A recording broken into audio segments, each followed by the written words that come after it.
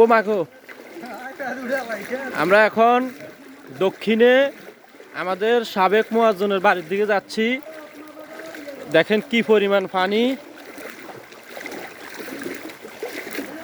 প্রবাস বাংলাদেশ ফাউন্ডেশনের পক্ষ থেকে বন্যার্তদের সহযোগিতায়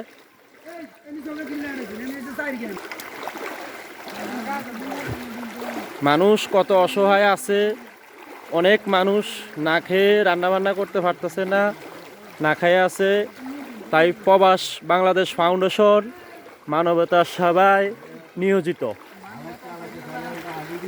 তারা সবসময় মানুষের সেবায় এগিয়ে আসে। যখনই মানুষ কোনো বিপদে পড়ে, আমাদের এলাকাতে সবার আগে প্রবাস বাংলাদেশ ফাউন্ডেশন এগিয়ে আসে।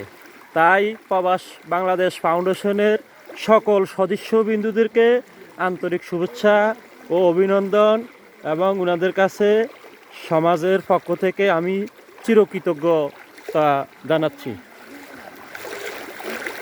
আমরা আজকে পর্যায়ক্রমে সকল বাড়িতে গিয়ে আমাদের এই সামান্য অনুদানটা পৌঁছে দেব। দেখেন কি পরিমাণ ঘর ডুবে আছে।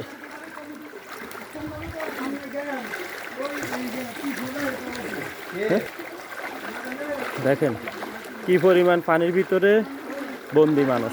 পড়ে যাবে, দেখবেন। সবাই সাবধানে যাবা, পানি বেশি, খাদা আছে।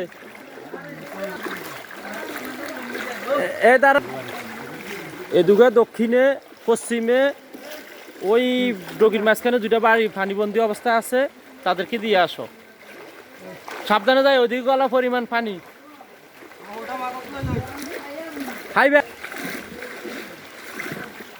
দাঁড়ান দাঁড়ান, আমরা দুইজন পশ্চিম দিকে যাব, দুইজন দক্ষিণ দিকে যাবেন।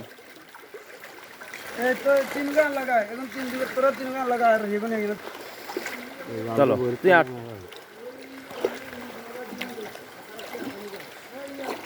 দেখেন কি পরিমাণ পানিবন্দি অবস্থা আছে মানুষ। পানি আর পানি। আমাদের এদিকে বাইরের কোনো লোক অনুদান নিয়ে আসে না। আমাদের এখানে আমাদের সবসময় প্রবাস বাংলা ফাউন্ডেশন সবার আগে এগিয়ে আসে।